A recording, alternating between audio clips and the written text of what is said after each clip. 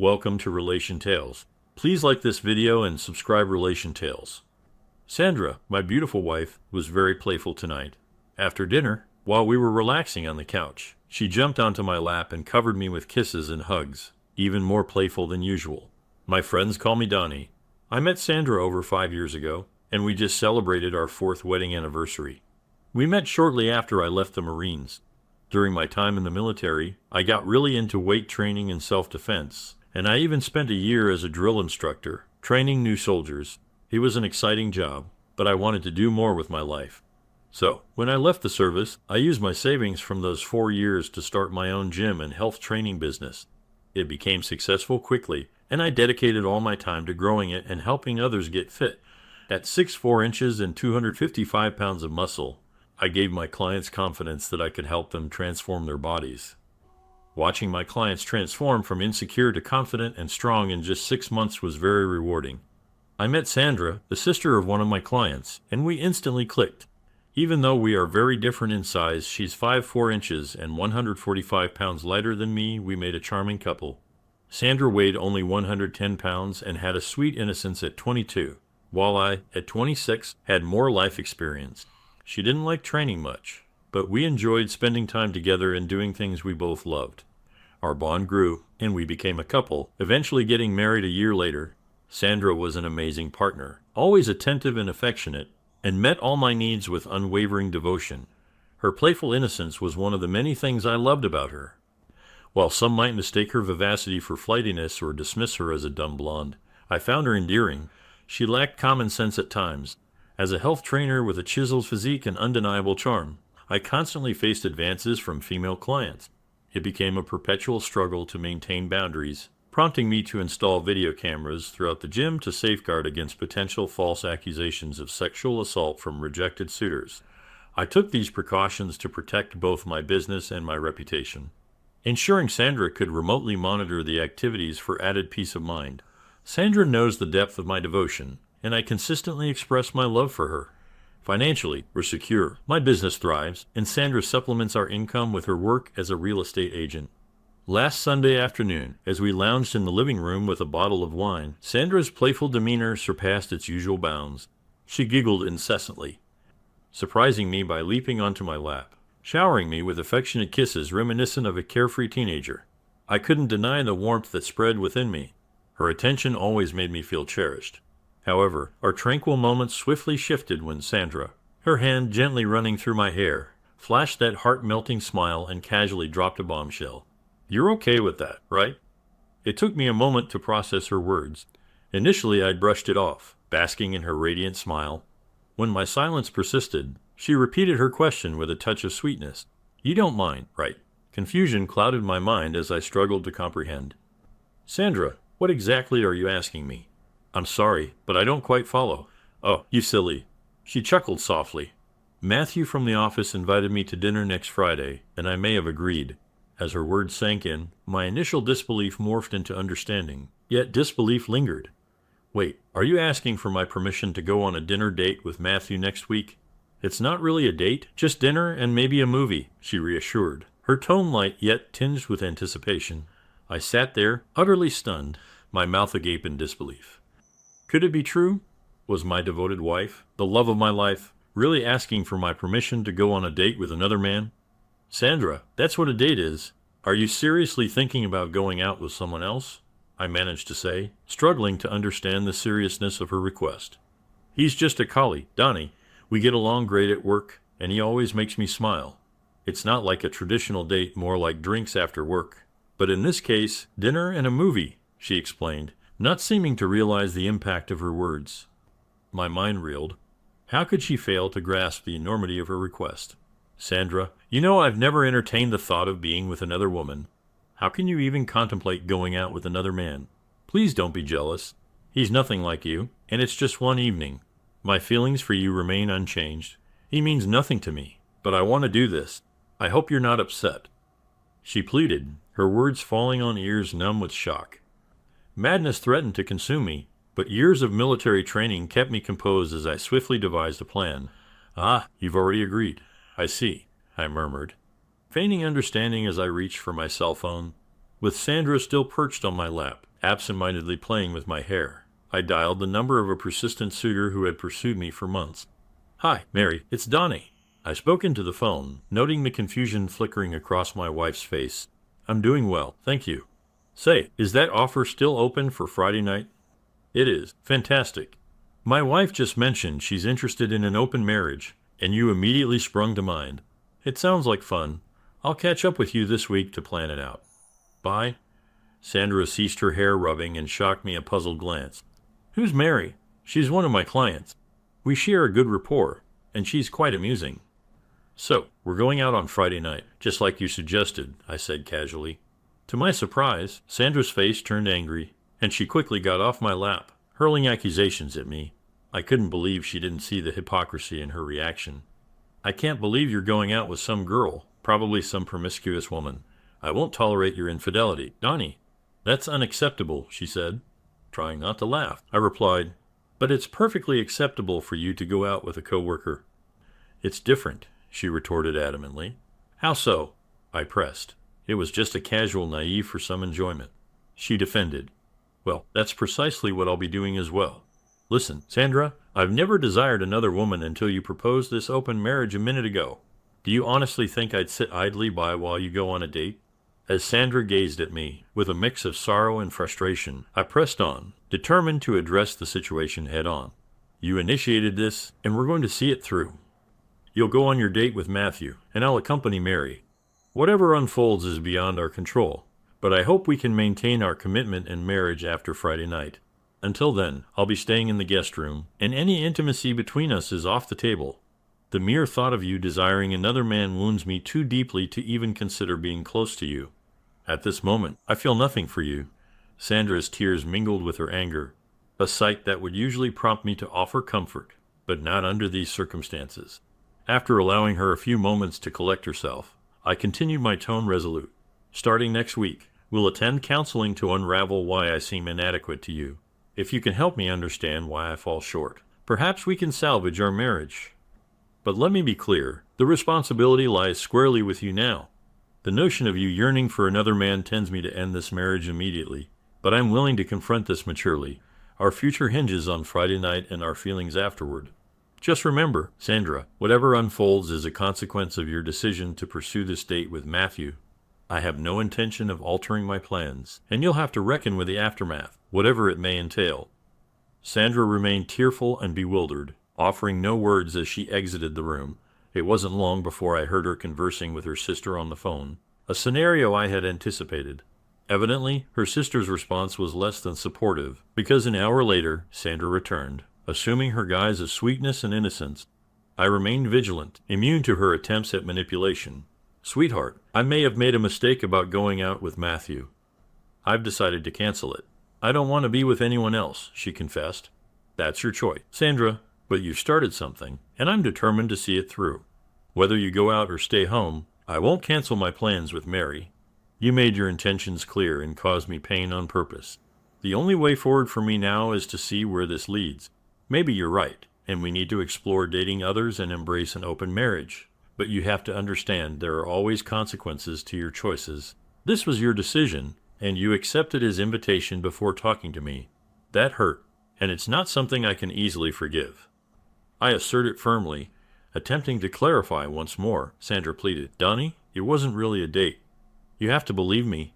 It was just a casual after-hours gathering. It's not significant. I'll cancel it. Can't we just go out together on Friday night?" Ignoring her entreaties, I grabbed a beer and sought solace on the patio. I spent the night in the guest room and the remainder of the week listening to Sandra's tearful lamentations echoing through the evening. The following day, I received a call from Sandra's sister, Patricia. "Donnie, is it true you're planning to go out with another woman this week? You can't do that to Sandra. She loves you so much. Patricia, it's evident you're not fully informed about the situation or haven't heard the whole story. Your sister agreed to go on a date with a coworker without consulting me. She returned home and simply announced her plans. Showing little regard for my feelings or the integrity of our marriage, I've made the decision to go on a date myself, and afterward, we'll reassess our relationship. I've remained faithful to Sandra since the day I met her. However, I'm uncertain if I can continue in a marriage where my wife desires other men." That's a hurdle I'm struggling to overcome. Do you understand, Patricia? Yes, Donnie, I do. I didn't realize she acted so thoughtlessly. Please be patient with her. She may not even realize the hurt she's causing you and may think it's insignificant. Patricia, I am exercising patience. Despite my hurt, I haven't taken any drastic measures, but she must face the consequences of her actions. I responded firmly. After Patricia's intervention, Sandra finally grasped the gravity of her actions and the impact they had on our relationship and my feelings. She apologized sincerely and begged me to reconsider, asking me to cancel both our dates. However, I was determined to bring balance and understanding back to our marriage. Knowing that your wife wants another man is a painful experience I wouldn't wish on anyone. So, unless you've been in my situation, please don't judge my decisions. I arranged for Mary to pick me up that night because I wanted her to meet my wife and to make sure she was comfortable going out with a married man. On Friday night, even though Sandra didn't want to go out with her coworker, I insisted she keep her plans with Matthew. She bristled at me calling him her boyfriend, trying to assure me he was just a friend. Sandra dressed nicely for her date, wearing a cute dress that highlighted her natural beauty. I was relieved that she didn't try to look overly seductive, which gave me a bit of hope for our relationship. Though nervous about meeting Mary, I insisted Sandra greet her to affirm our shift to an open marriage. Despite her protest, I felt justified in my actions. Sandra was clearly surprised when Mary arrived promptly at 6 p.m. Mary was very different from Sandra, tall, well-toned, and dressed in a way that showed off her curves, while I wore a fitted sports jacket that highlighted my muscular build. Ignoring Sandra's discomfort, I even coerced her into snapping a few photos of Mary and me together, further stoking her ire. We presented a striking couple, as if posing for a fitness magazine cover.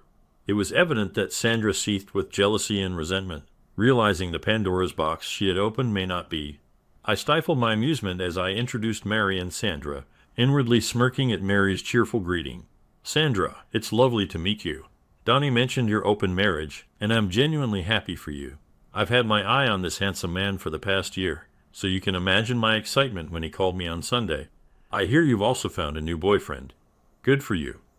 Mary's words seemed innocent enough, but I could practically see Sandra's rage simmering beneath the surface, unable to formulate a response before the doorbell interrupted us. Sandra's composure faltered as Matthew arrived, and I observed her nervousness as I ushered him inside. I couldn't help but be surprised by Sandra's choice. Matthew stood at about 5'7", nearly the same height as Sandra in her 4-inch heels. He lacked in attractiveness, and I couldn't fathom what Sandra saw in him. Weighing no more than 150 pounds, with receding hair, he posed no physical threat, but his presence still posed a challenge to our relationship. I could tell Matthew was intimidated as I towered over him, his hand feeling small and clammy in mine as I exaggeratedly shook it. My wife is all set for your date night. Enjoy yourselves, I said, a hint of mischief in my tone, leaving Matthew momentarily speechless and seeking reassurance from Sandra. Mary and I shared a laugh as we departed, fully aware of the storm brewing within Sandra. I felt no remorse. If anything, I hoped this would bring about a resolution. Coming home the following morning, Mary dropped me off at my house around 6 a.m. Our farewell kiss lingered, a gesture I was certain Sandra observed from the window. Mary and I had enjoyed a delightful evening together, a lovely dinner, followed by dancing at one of her favorite clubs, a romantic stroll along the beach after the club closed, and breakfast before she drove me home. It had been an eventful night. Mary proved to be an engaging companion, an exceptional dancer, possessed a wonderful sense of humor, and was undeniably attractive. Our chemistry was undeniable, and her kisses were electrifying. Although we didn't go beyond kissing, I couldn't ignore the potential for an exciting relationship with Mary. Yet, Sandra dominated my thoughts all night. Even as we danced, I kept thinking about my wife. Walking along the beach reminded me of our time in Hawaii, stirring up bittersweet emotions. Every moment, except for the goodnight kiss, was overshadowed by thoughts of Sandra. With mixed feelings of happiness and sorrow, I walked into the house, wondering if it would ever feel like home again. Sandra was waiting for me and immediately started accusing me without any greeting. Nice kiss. What else did you do all night? She spat. Ignoring her hostility, I greeted her calmly. Good morning, Sandra. How was your date? Matthew seems like a nice guy. You slept with her? She erupted angrily. Sandra, it was just our first date. You shouldn't jump to conclusions, I responded, trying to calm things down. First date? Are you planning to see her again? She demanded. I'm not sure. Are you planning to see your boyfriend again? I countered. Of course not. I don't want him, she replied. I want you, she confessed tearfully.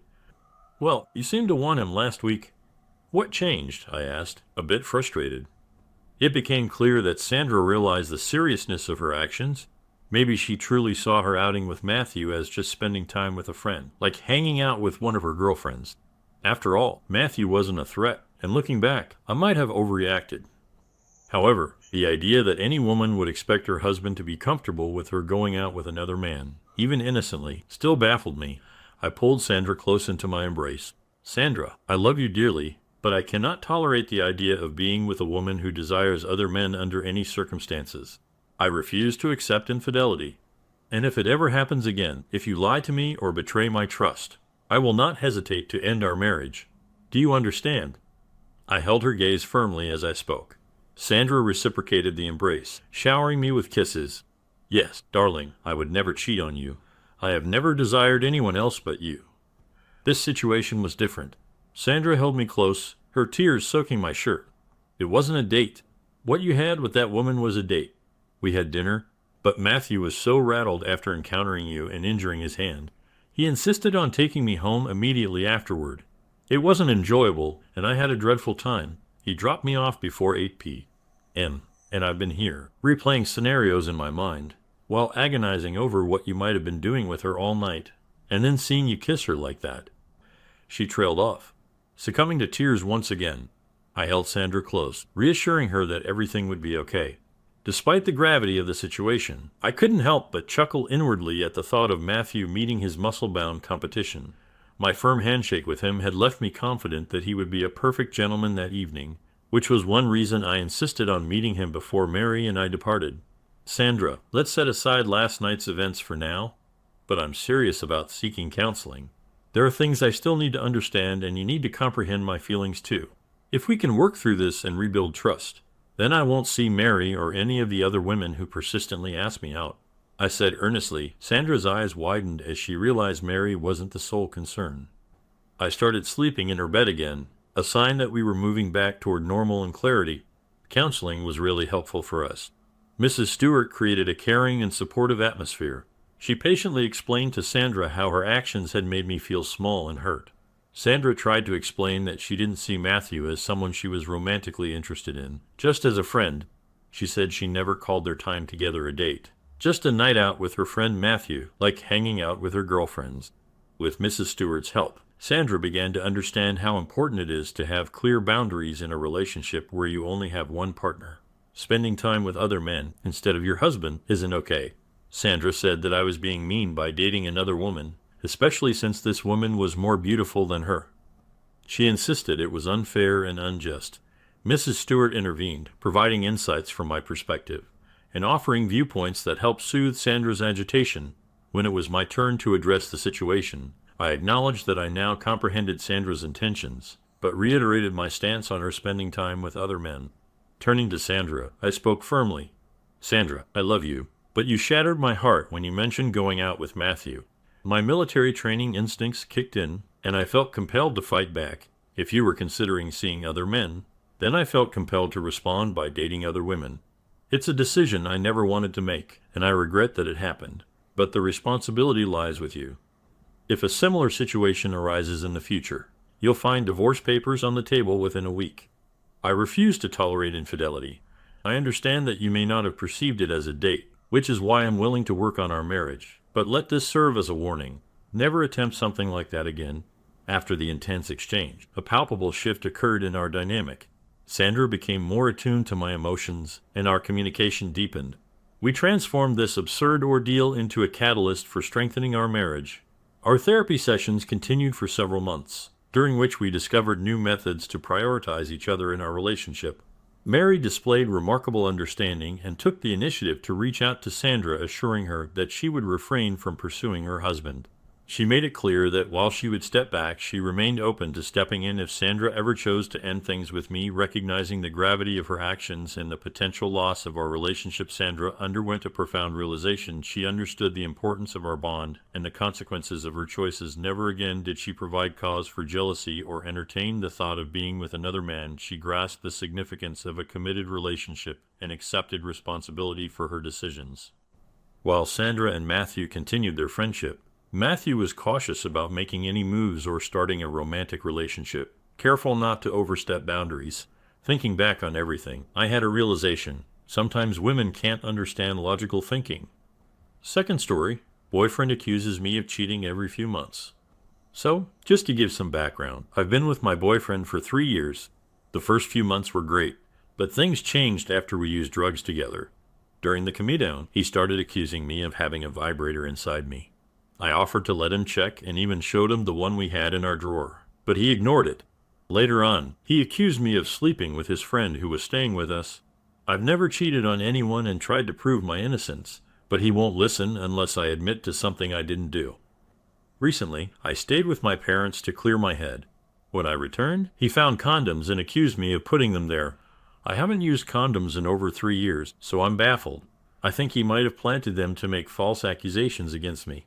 Now, I feel like apologizing just to keep the peace. Even though I didn't do anything wrong, I want our relationship to work, but every day feels like it could end. I'm really struggling.